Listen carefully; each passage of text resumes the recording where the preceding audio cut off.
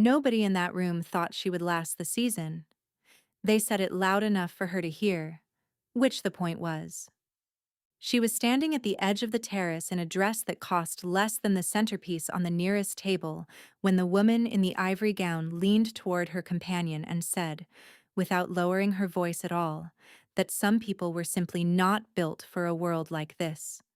That you could always tell.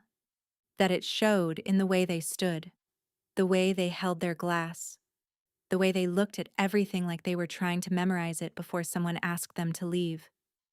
The girl in the inexpensive dress said nothing. She looked out at the city spread below the terrace like a spilled jewel box and made a note. Not in writing. In the part of her that had been keeping notes her entire life. The quiet, patient, unforgiving part that never forgot a single thing anyone had ever said about her.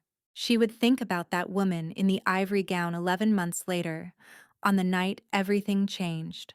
The Veldmere estate sat at the northern edge of Calverton, in the part of the city where old money had built its walls so high and so thick that the noise of ordinary life could not reach over them. The streets up there were wide and unhurried. The trees were old growth, their roots lifting the pavement in slow, indifferent arches, the way things do when they have been somewhere long enough to stop asking permission. The iron gates that marked each property were black and heavy, built not to impress but to exclude. And there was a difference, even if most people never learned to see it. Below those streets, where Calverton's grid began to tighten and the buildings began to press together like people on a cold platform, the city was a different animal entirely. The storefronts were narrow. The laundromats ran through the night. The corner bodegas sold coffee in paper cups that sweated through the cardboard and burned your fingers if you were not careful. And nobody was ever careful because careful was a luxury that cost time. And time was the one thing nobody down here had enough of. It was the kind of neighborhood that people passed through on their way to somewhere else. The kind that existed in the margin between the city's ambition and its indifference. It had a quality of waiting about it, as if it had been holding its breath for so long it had forgotten what exhaling felt like. This was where Wren Alcott had lived for the last 3 years. By choice. Which was the part people never understood. She was 26 years old. She had dark hair cut short at the nape of her neck. Not because it was fashionable, though in certain circles it had become so, but because she had done it herself at 17, with a pair of kitchen scissors the night she decided to stop performing softness for people who mistook it for weakness. Her eyes were a shade of brown so deep they appeared almost black in low light, and they had the quality of a person who listened to everything and revealed almost nothing. Not cold. Precise. The way a good lock is precise. The way something built to hold under pressure is precise. She was not beautiful in the way the women at Veldmar events were beautiful, which was to say she was not decorated, not maintained, not presented. She was something quieter than that, the kind of face that took time to understand, that got more interesting the longer you looked at it, that you found yourself thinking about afterward without being able to explain why. Her apartment on Krell Street was on the 3rd floor of a building that had once been something grander and had settled, gracefully, into something more honest. The walls were the color of old paper. The radiator knocked through the night like a patient visitor who never quite got an answer. She had 3 houseplants on the windowsill that faced east, and she watered them with the same regularity she brought to everything, not because she was sentimental about plants, but because she had decided once to keep them alive, and she did not abandon decisions. The bookshelves that lined the far wall held no decorative objects, no candles, no photographs, no small sculptures bought at weekend markets. Just books, dense ones. Legal theory, corporate architecture, financial forensics. One shelf given entirely to the history of organized crime in the northeastern United States, which her upstairs neighbor had once spotted and never mentioned again. Wren Alcott worked as a records analyst for a mid-size litigation firm on the 14th floor of a glass building downtown. She had been there for 2 years. She was the best person in the office at finding things that other people had tried to make unfindable. Her supervisor had told her once, with the particular discomfort of someone paying a compliment they do not fully understand, that she had an unusual mind. She had thanked him. She had not told him that she had been developing it specifically for this purpose since she was 19 years old, sitting in a hospital waiting room, holding her younger brother's hand, waiting for a doctor to explain why a perfectly healthy 18-year-old had collapsed in a warehouse owned by a logistics company whose safety violations had been buried in a filing cabinet by people who knew exactly what they were doing. Her brother Davy had survived. He walked with a limp now, the permanent kind, the kind that showed up in photographs and in doorways, and in the look on his face when he thought no one was watching. He never talked about the warehouse. Wren never stopped thinking about it. She did not go to the Veldmar Gala because she belonged there. She went because the man connected to the logistics company had been invited, and because months ago she had received information suggesting that he had a very specific and very dangerous relationship with a name she had been tracking for 2 years. A name that appeared in financial records the way shadows appear in photographs, present but unaccountable, impossible to trace directly, easy to recognize once you knew what you were looking at. That name was Calder Vane. And on the night she stood on that terrace in her inexpensive dress, listening to a woman in ivory tell the air that some people were not built for a world like this, Wren Alcott was 48 hours away from walking directly into the center of his. Davy Alcott lived 4 blocks from his sister in a ground-floor apartment that got direct sunlight for exactly 40 minutes each morning before the building next door swallowed it. He had decorated the place the way young men do when they are trying not to think about the future too carefully. A second-hand couch, a television larger than was strictly necessary, a kitchen that smelled like instant coffee and ambition that had not yet found its shape. He was 25 now. He had their mother's jaw and their father's stubbornness and a laugh that arrived without warning and filled whatever room he was in, which was the thing people noticed first about Davy Alcott, before they noticed anything else. Before they noticed the way he positioned himself near walls in crowded places. Before they noticed the slight hesitation before staircases.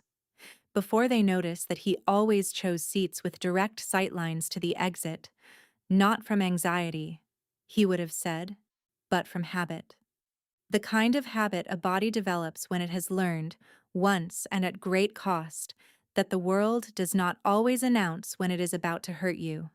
He worked at a print shop on Krell and Forth, 3 mornings a week, and spent the rest of his time taking online business courses he never quite finished and drawing architectural sketches in a notebook he kept under his bed. He had wanted to study design, had been accepted to a program in the city before the warehouse. After it, the acceptance letter had sat on the counter for 2 weeks while he was in recovery, and then it had quietly moved to a drawer, and then it had quietly disappeared, and neither of them had ever said its name again. Wren visited every Sunday. She brought groceries she pretended were surplus from her own week and asked about his courses with the focused interest of someone taking notes. And he let her, because some forms of love look like intrusion from the outside and feel like oxygen from the inside. The Sunday before the Veldmar Gala, she sat on his second-hand couch and watched him make coffee, and thought about how much of his life had been redirected by years of buried paperwork. How a filing cabinet in a warehouse office had quietly redrawn the map of everything he was supposed to become. He handed her a mug and sat across from her and said, "You have that look again." "What look?" she said. "The one where you are thinking about something you are not going to tell me." She looked at him over the rim of the mug. His left foot was resting at an angle, the way it always did now, accommodating the joint that had not healed the way the doctors had hoped. It was such a small thing, the angle of a foot. It was also the thing that had cost him a design program and a year of his life, and a laugh that still arrived without warning but landed sometimes in a room that felt slightly smaller than it used to. I have a work thing this week, she said. A function. It might run late. He nodded. He did not ask which function. He had learned not to ask which function. Be careful, he said instead. She set down the mug and looked at the window. Outside, a delivery truck was double parked on Krell Street.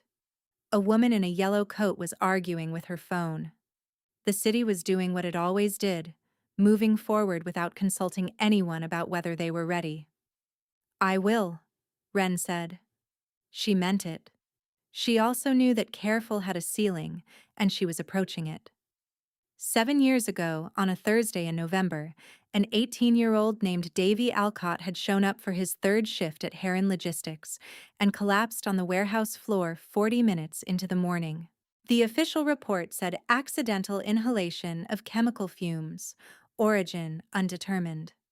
The unofficial reality, which Wren had spent the better part of 4 years reconstructing from OSHA filings, internal memos, and a deposition transcript she had obtained through methods her firm would not have endorsed, was considerably more specific than that. The ventilation system in Heron Logistics East Wing had been flagged by a safety inspector named Corvin Grew in the spring of that year. His report had noted dangerous levels of particulate accumulation and recommended immediate remediation. The report had been received. It had been dated.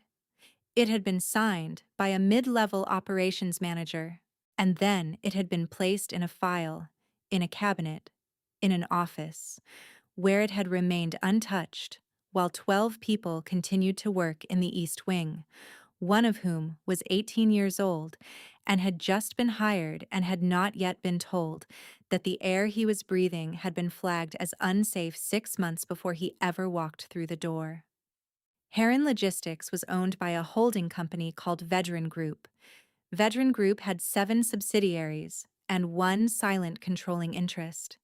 That controlling interest appeared after 2 years of forensic accounting work that Wren had done entirely outside of her official employment, in a series of shell transfers that terminated in a single name. From everything her research could prove at that point, Caldervane had not put Davy on that warehouse floor directly.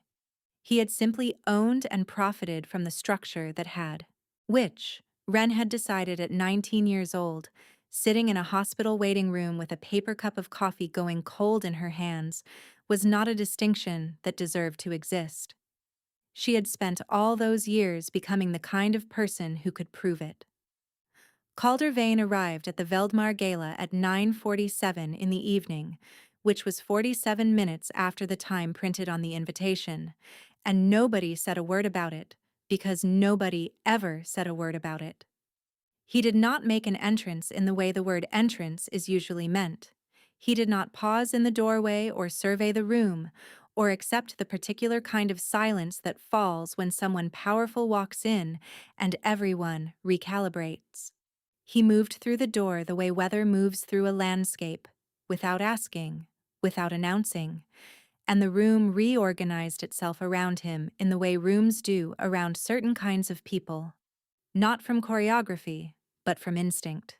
He was 53 years old. He was not tall in a way that announced itself, but he occupied space with a completeness that made other men seem approximate. He had silver hair worn close to the skull and a face that had accumulated its lines honestly. The kind of face that had been tested by things that did not appear on any record. His suit was dark and fit him with a precision that suggested it had been made for his specific body, for the specific way he held his shoulders, for the particular stillness with which he stood when he was deciding something. His eyes were a pale, clear gray, the color of winter water, and they moved through a room the way a surveyor moves through a field, methodically, completely, missing nothing. He had not been born into the life he ran. He had built it, piece by piece, from a beginning that people in this room would not have been able to picture because their imaginations did not stretch that far in certain directions. He had grown up in the thinning industrial fringe of a city that no longer existed in the form he had known it, in a household where money was an abstraction and stability was a week-by-week negotiation. He had been sharp and young and willing to do things that other sharp young people had the luxury of declining, and the organization he had eventually come to lead had given him a structure, a language, and a set of rules that were brutal but consistent, which was more than the world outside it had ever offered him. He ran 3 legitimate companies now, and several that were not. He employed people who asked few questions and answered fewer. He had arrangements with men in positions of authority in 2 states. He had enemies in the way that large objects have gravity, not by choice, but by mass. He did not attend events like this for pleasure. He attended them because certain transactions required witnesses who were not aware they were witnessing anything, and because rooms full of people performing wealth were reliable environments for conversations that could not take place in offices. He had been at the Veldmar event for 11 minutes when he noticed the woman standing alone at the edge of the terrace. It was not her appearance that caught his attention first. It was her stillness. Every other person in the room was in motion, performing, circulating, and angling. This woman was not. She was standing at the stone railing with a glass she had barely touched, looking out at the city below, and she had the quality of someone who was not waiting for anything and not avoiding anything, and was simply, completely present.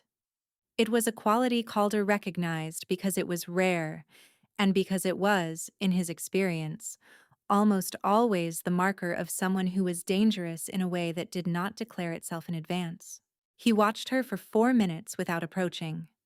His associate Bram, who had worked with him for 9 years and could read the direction of his attention without following his eyes, appeared at his left shoulder and said nothing. "Who she is," Calder said. Bram had an answer within 90 seconds. Records analyst, firm called Delden and Marsh. No priors, no affiliations on record. Came in on a press invitation through the Calverton Arts Council, which had been allocated 3 guest passes for the event. No affiliations on record, Calder repeated. Bram said nothing because he understood that the repetition was not a question. Calder set his glass on the nearest surface and moved toward the terrace. He came to stand a few feet to her left, close enough to speak without projecting, far enough to give her the option of pretending she had not noticed him. He did not look at her directly. He looked at the city, the same view she had been looking at, and he stood with his hands in his pockets and let the silence establish itself. She did not flinch. She did not adjust her posture. She did not perform the small recalibrations that most people performed in his proximity without realizing they were doing it. She simply continued to hold her barely touched glass and look at the city, and after a moment she said, without turning her head, "You have been watching me for 4 minutes." He looked at her then. She was looking at the city. "I was deciding something," he said. She turned and looked at him directly for the first time. Her eyes were very dark and very steady. She looked at him the way people look at something they have already studied extensively from a distance and are now simply confirming in person. "Did you decide?" she said. Calder Vane looked at this woman, this records analyst with her barely touched glass and her stillness and her eyes that did not perform anything at all, and felt something shift in his chest so quietly that it took him a moment to identify it. "Not yet," he said. And somewhere in the city below them, in a print shop on Krell and Forth, a young man with a notebook under his bed was closing up for the night, completely unaware that the 2 people standing on this terrace had just set something in motion that would, within 11 months, change everything he thought he knew about his sister. They met again 4 days after the gala, at a coffee house on the western edge of the financial district that had the quality of a place nobody chose deliberately, a transitional space between somewhere and somewhere else. Calder had suggested it. She had arrived first, which she suspected he had expected. He ordered nothing. He sat across from her and placed his phone face down on the table in a gesture she recognized as deliberate, a signal that this was not a meeting he intended to be interrupted. "I had you looked into," he said. I know, she said. He was quiet for a moment. Then he said, What did you expect to find? She looked at him. She had a specific answer to that question that she was not yet ready to give. So she offered the simpler one. I expected to find that you are exactly what everyone says you are. And what do they say? That you are very good at accumulating things. And very willing to do what it costs to keep them. He said nothing. He looked at the window. Outside, the city was moving through its morning routine, taxis and pedestrians, and the particular urgency of people who have somewhere to be. After a moment, he said, I had a sister. Her name was Nail. She was 11 years old when she died. My father worked in a processing plant in the industrial quarter of a city that does not have that quarter anymore. The plant had a chemical storage problem that its management had been aware of for 8 months before it became a catastrophe. Nail came to meet my father at the end of his shift on a Friday afternoon because she liked riding home with him on Fridays. She was standing in the parking lot adjacent to the loading bay when the storage failure occurred. He stopped. She looked at him without moving. 8 months, he said again. They knew for 8 months. Nobody did anything because doing something would have cost more than doing nothing, and the people who made that calculation were not the ones who paid for it. The coffee house made its ordinary noises around them. The hiss of the espresso machine, the low conversation of strangers, the scrape of a chair on tile. I built what I built for a lot of reasons, Calder said. But that was the first one. That was where the first decision came from. He looked back at her. Ren Alcott sat across from Calder Vane and felt something shift in the architecture she had been constructing for so long. Not collapse, not dissolve, shift. The way the foundation of a building shifts when the ground beneath it changes composition, when what you thought was solid turns out to be layered over something more complicated than you had mapped. She thought of Davy. She thought of the angle of his foot when he sat down. She thought of the acceptance letter that moved to a drawer and then disappeared. She thought of the drawings he kept under his bed, and the same laugh she had grown up with, still arriving the same way it always had, still landing sometimes in a room that felt slightly smaller than it used to. She did not say any of this. She said, Why are you telling me this? Because you were the only person at that event who was not pretending to be somewhere else, Calder said. And because I am not interested in people who pretend. He stood. He picked up his phone. I will be in touch, he said. If that is acceptable to you. She looked at the window after he left.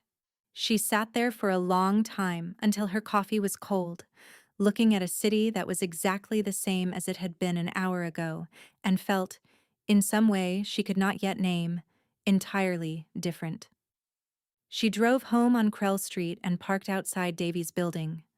She sat in the car for 20 minutes without going inside. Then she drove the 4 blocks to her own apartment and stood in front of the bookshelf for a long time, looking at the organized crime histories and the forensic accounting texts and the folder with the GRU report inside it. And she thought about what it meant that the man she had built into the architecture of her purpose had a dead sister named Nail, who had liked riding home on Fridays.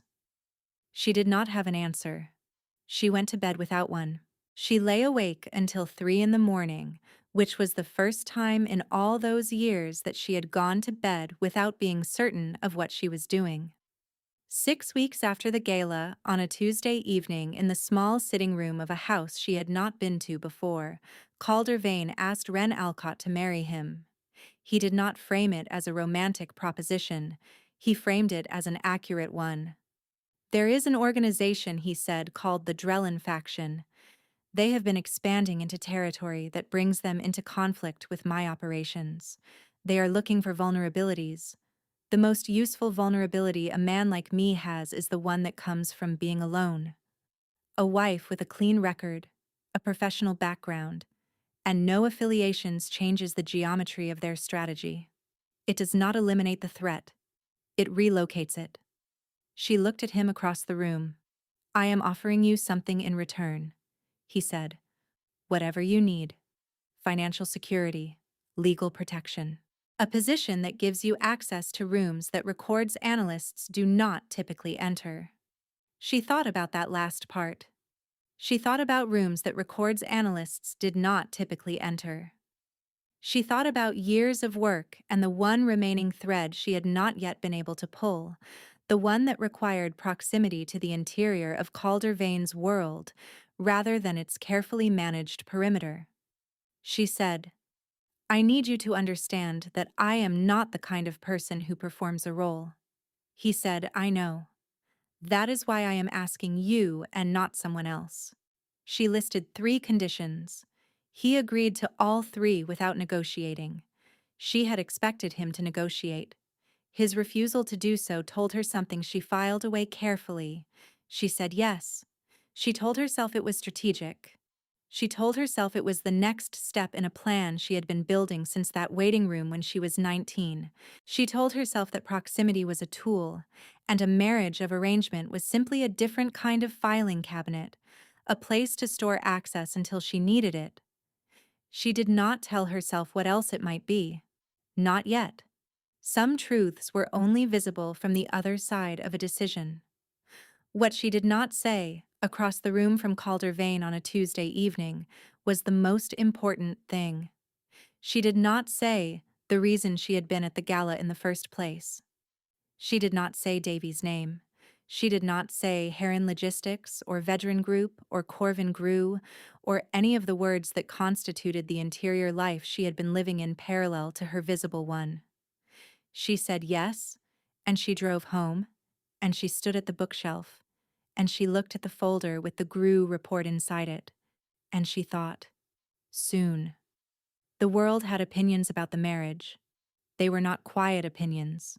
They circulated through the event circuit and the charity galas and the dinner tables of Calverton's specific stratum of wealth with the efficiency of systems designed for exactly that purpose. She was too quiet, too unpolished, too plain. Where had she come from? What exactly did she do? A records analyst, someone would say, as if the words themselves were an explanation of inadequacy. And then a pause. And then, well? And the well contained everything the speaker had decided not to say out loud, which was often more than what they had said. Wren heard it. She always heard it. She kept her face still and her posture correct, and made the same note in the same place she had been making notes, since she was standing on a terrace in an inexpensive dress, and she did not let it touch anything important. 3 months into the marriage, on a Wednesday night in late August, she told him everything. They were at the house, in the same sitting room where he had made his proposal, and the city outside was doing what August nights do, holding the heat of the day long past dark, the kind of warmth that presses close and makes everything feel heavier than it should.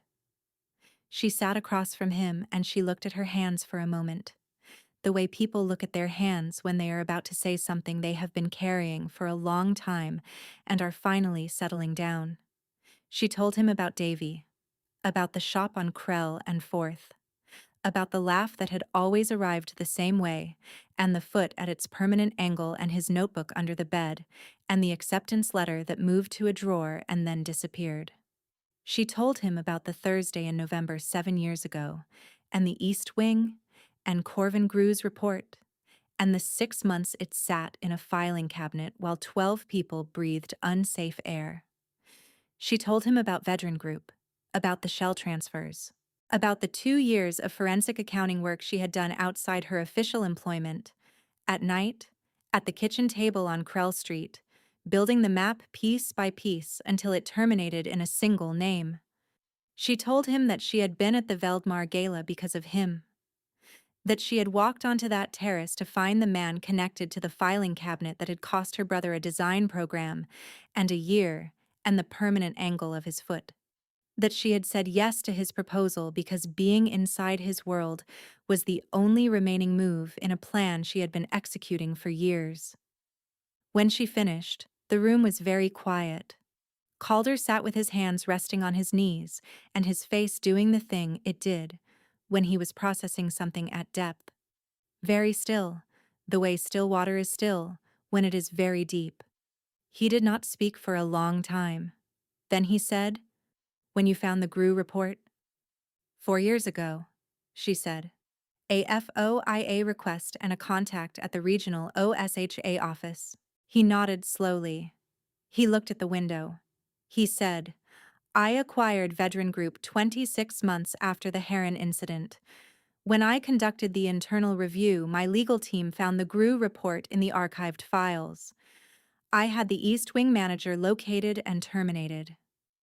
I directed that private settlements be processed for every worker who had been employed in the East Wing during the period in question. I assumed it was handled." The room held its breath. "Your brother's settlement was never delivered," he said. "It was processed and diverted. The attorney who handled that specific disbursement was a man named Pharaoh Weld. Pharaoh Weld had been placed in my legal office 8 months before the acquisition. He was not my hire, he was the Drellin faction's." Wren looked at him. "They have been building exposure inside my operations for years," Calder said. "Unresolved liabilities. Diverted funds. They leave threads they can pull when they need them. Your brother's settlement was one thread. There are others." She said, "You knew about Heron Logistics. I knew about the incident and I tried to remediate it. I did not know that the remediation had been deliberately obstructed." He paused. "I did not know about your brother specifically. I did not know his name." The silence between them had a texture now. It was not the silence of a confrontation. It was the silence of two maps being placed on top of each other and revealing for the first time that they described the same territory from different directions. She had come into his world to dismantle it. She had found instead that someone had been using it the same way it had been used against Davy, as a mechanism, as a container for concealed damage, as a place where things that should have been in the light were kept in the dark. "Why you not told me?" she said. "About Nail. About why you built what you built." He looked at her steadily. "Because it was not relevant to the arrangement I was proposing." She looked back at him. "It would have been relevant to me." He was quiet for a moment. Then he said, "I know that now." Outside, the August night pressed warm against the windows. Inside the room, something that had been structured around opposition began, carefully and without fanfare, to reorganize itself around something else. The Drellin faction moved on a Monday. Wren learned about it at 6:43 in the morning when Bram called her on the number Calder had given her for exactly this kind of call, the one she was not supposed to need. His voice was controlled and brief. Federal agents had arrived at Calder's secondary office at 6:15. He had gone with them without incident. The charges, as presented, involved financial crimes and racketeering across 2 states. The paperwork was thorough. It had the quality of something that had been assembled over a long period of time by people who knew what they were building. Wren asked 3 questions. She asked who had filed the complaint. Bram told her the name of the federal office but not the individual, which meant he did not yet know. She noted it. She asked whether Calder's primary counsel had been notified.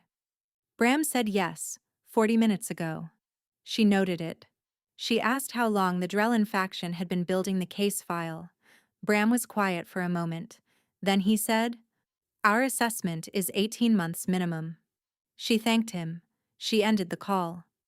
She stood in the kitchen on Krell Street, where she had come the previous afternoon to water the plants and collect a file she had left in the drawer beside the stove, the one she had not yet brought to the house, because some part of her had not been ready to fully close the distance between where she had come from and where she was going. She looked at the 3 houseplants on the windowsill. She looked at the bookshelves. Then she went to work. She had known that the Drellin faction was the thread she had not yet been able to pull. She had known it since the night Calder told her about Pharaoh Weld, the diverted settlement, the deliberate construction of unresolved liabilities inside his organization. She had spent the 11 weeks since that conversation doing what she had always done, finding things that other people had tried to make unfindable, except that now she had access she had not had before, and access changed everything. The Drellin faction's financial infrastructure was more sophisticated than the Vedran group had been, but sophistication was not the same as invisibility, and Ren had spent years learning the difference. Shell companies left traces the way footprints leave traces in concrete, not immediately, but once the concrete sets, they are permanent and specific, and they do not lie. She had the Shell company map. She had the disbursement records from Pharaoh Weld's processed settlements, including the diverted one, including the account it had been diverted into, including the 3 subsequent transfers that moved those funds through 2 jurisdictions before they settled in an account attached to a holding company, attached to a name that appeared in the Drellin faction's organizational structure, at a level that constituted direct evidence of criminal conspiracy. She had the GRU report. She had the original OSHA filings. She had the deposition transcript. She had 18 months of financial forensics that she had built specifically to map the Drellin faction's exposure within Calder's legitimate operations. She needed one final connection. She spent 4 hours at the kitchen table finding it. It was a billing record, buried in a public court filing from an unrelated case 2 years prior, that placed the firm which had assembled the federal complaint in a documented fee-sharing arrangement with a Drellin-linked legal entity. It was the kind of connection that was invisible unless you were looking for it, and invisible unless you already knew what the shape of it was. She had known the shape of it for a long time. She assembled everything into a package. It was not a dramatic package. It was a portable drive and a manila folder and a 2-page summary, written in the precise, declarative language of professional documentation. She had written the summary in 40 minutes because she had been writing it in her head for considerably longer. She called a woman named Adine Marsh. Adine Marsh was a federal prosecutor in the Eastern District who had been building a case against organized financial crime in Calverton for 3 years. Ren had met her through the litigation firm 18 months ago at a professional conference. They had spoken 4 times since then, always professionally, always in the context of Ren's official work. She called her now and said, "I have something you have been looking for. It will take about 2 hours for me to walk you through it. Are you available this morning?" Adine Marsh was available.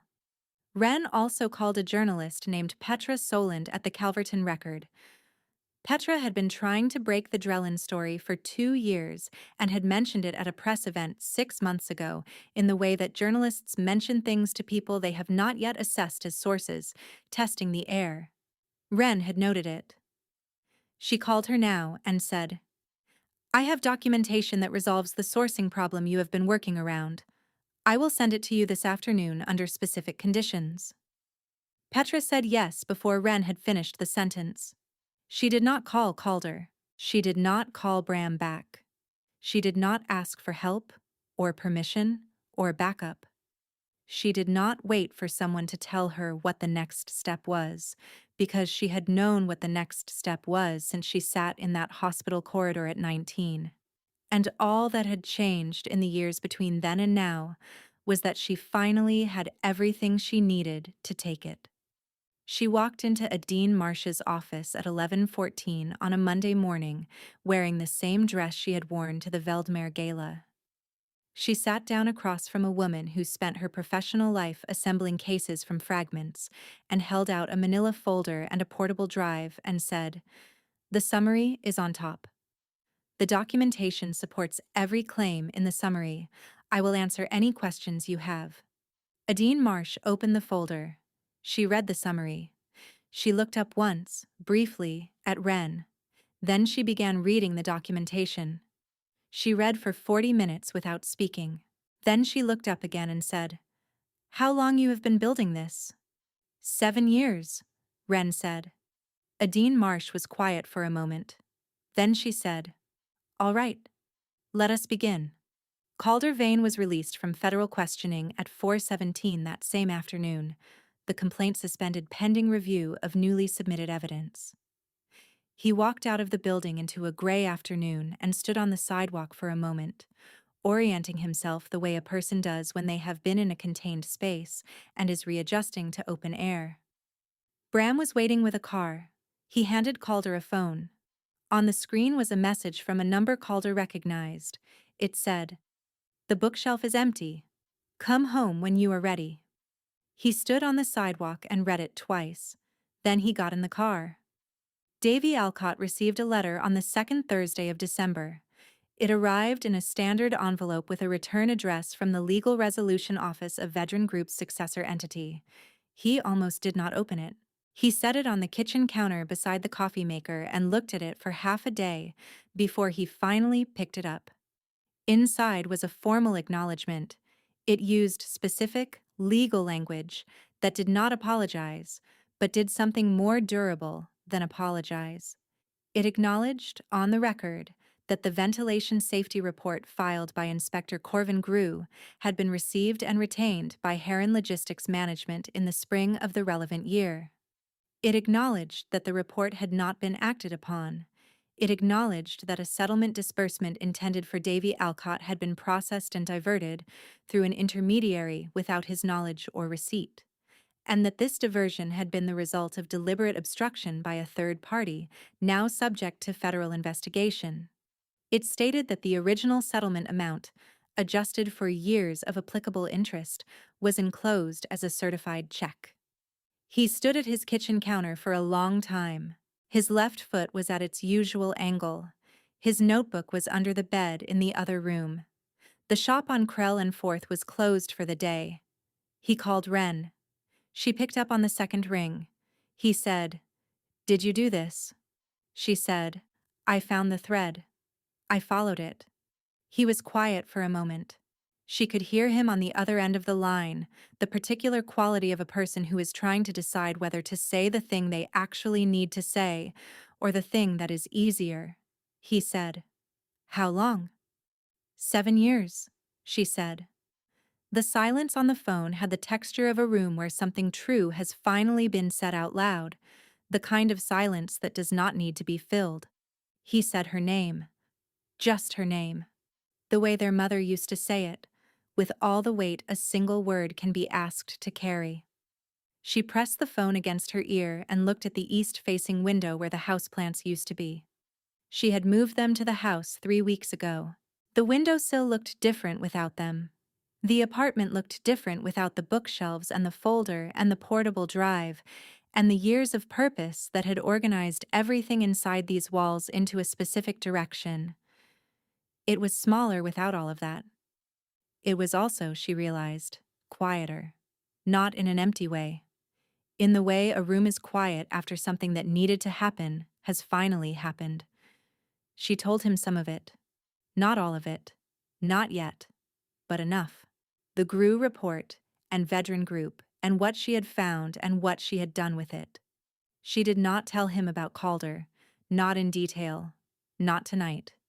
That was a conversation for a Sunday, for the second-hand couch and the coffee and the unhurried kind of honesty that required more room than a phone call could hold. When she finished, he said, "You should have told me." "I know," she said. "You could have," he said. "I could have handled it." "I know that too," she said. "I just needed to handle it myself." He understood. She knew he understood because he was quiet in the way he was quiet when something made sense to him, even if he wished it did not. "Bring the groceries Sunday," he said. "Real ones. Not the pretend surplus kind." She smiled. She said she would. The day after the letter arrived, Davy locked up the shop early, went home, reached under his bed, and took out his notebook. He sat at the kitchen table under the fluorescent light that had been flickering for 3 weeks and opened to a new page. He looked at it for a while. Then he picked up a pencil and began to draw. Not a small sketch. Something larger. The full elevation of a building, with measurements along the margin, with the particular exactness of someone who had been carrying the lines of it in their head for a long time and was only now giving them somewhere to go. He drew until the pencil wore down, then he found another one and kept going. 3 weeks later, at a charity event on the north side of Calverton, Wren stood in a room full of people performing wealth and listened to a woman across the room say, loudly enough to be heard, that she supposed it took all kinds. The woman was wearing ivory, a different gown, but the same conviction, the same angle of the jaw, the same certainty that some people were visible and some people were background, and that the difference was self-evident. Wren looked at her for a moment. She made a note in the quiet part that kept notes. Not the careful forensic kind she had been making for years, the kind that mapped and cataloged and prepared. A different kind. The kind that simply marks the distance between where you were and where you are now, and recognizes that the distance is real and that you covered it yourself. She turned away from the woman in ivory and looked across the room to where Calder was standing, in conversation with two men she did not recognize. He was doing the thing he did in rooms like this, occupying space completely, missing nothing, giving away approximately nothing. But when his eyes found hers across the crowd, something moved in them that the rest of his face did not acknowledge, the slight shift of a man who has learned, at an age when most people have stopped learning new things, that the person he had arranged a marriage with and the person he had actually married were not the same person, and that the second one was considerably more interesting than the first. She raised her glass slightly in his direction. He inclined his head by about 3 degrees. It was not a gesture anyone else in the room would have noticed, which was, she had come to understand, how all the most important things between them moved. Not through announcement, through precision. On a Saturday in January, Calder Vane stood at the window of the house on the north side of Calverton and watched snow fall on the courtyard below. It was the particular snow of early January, light and specific. Each flake distinct for exactly as long as it took to reach the ground, and then indistinguishable from everything that had come before it. He had been thinking about something Wren had said the previous week.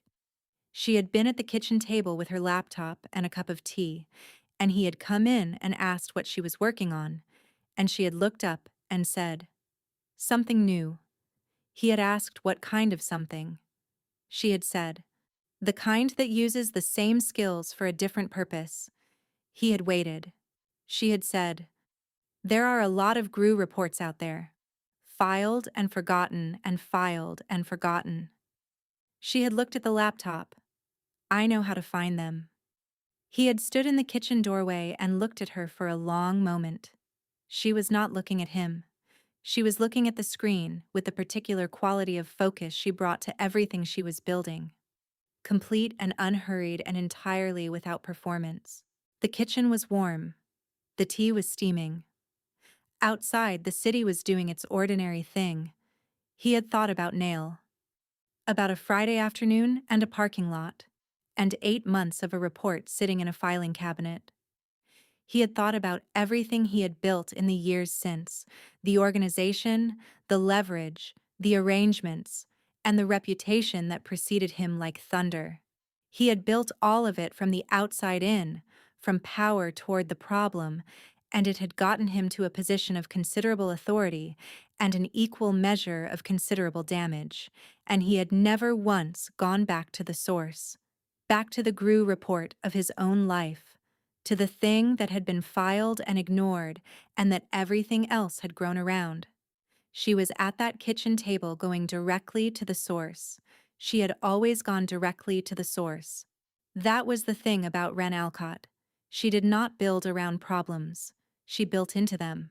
He stood at the window now and watched the snow and thought about the woman in the ivory gown who had said that some people were simply not built for a world like this. He thought about the note that Wren had made that night, in the quiet part of her that kept notes.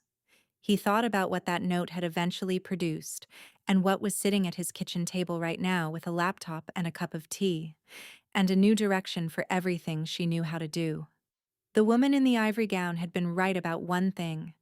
Some people were not built for a world like this. They were built for a better one, and they had the specific, patient, unforgiving capacity to construct it piece by piece from whatever materials they could find, including the ones that everyone else had already decided were not worth anything. He had watched her on that terrace for 4 minutes with the specific attention he reserved for things he recognized as important before he could explain why. He had known, in the way that people who have spent a long time moving through dangerous territory learn to know things, that she was the most capable person in that room. He had simply not known yet the full shape of what she was capable of. He knew, now. He turned from the window. In the kitchen, Wren was at the table. The tea was still steaming. The laptop was open. Her dark eyes were moving across the screen with the precision of someone who was looking for something specific and knew exactly how to find it. She had come into his world to dismantle something, and she had dismantled it, and she had done it alone. And she had done it with the same tools she had been sharpening since she was 19, and the world had shown her exactly what it was capable of burying, which was not weapons or money or connection or any of the things that the people in that Veldmar ballroom understood as power. It was attention. It was patience. It was years of sitting at a kitchen table and doing the work and building the map and following the thread and never, not once, letting the size of what she was up against convince her that it was larger than what she was capable of. On Krell Street, 4 blocks away, a young man with a pencil and his notebook was still drawing. The building on the page was getting more specific, more detailed, more entirely itself. It had, in the margin of the newest page, a small notation that had not been there the week before. A name, his own. Beneath it, in handwriting that was careful and deliberate and quietly certain of itself, First Project. Wren looked up from the laptop. She looked at Calder standing in the kitchen doorway. He looked at her in the way he had been looking at her since a terrace in February, with the full, unhurried attention of a man who had spent most of his life moving through rooms without staying in them, and had, without entirely planning to, stayed. "Find anything?" he said. She looked back at the screen. "Yes," she said. He came into the kitchen. He sat down across from her at the table. She turned the laptop so he could see. He leaned forward and read. After a moment he said, "How long to build the case?" She picked up her tea. She said, "However long it takes." Outside, the January snow kept falling, and in a print shop on Krell and Fourth, in a notebook under a kitchen table, in a room with an east-facing window where 3 plants had once grown in the only light available to them, something that had been redirected for 7 years was finally, carefully, heading in the direction it had always been meant to go.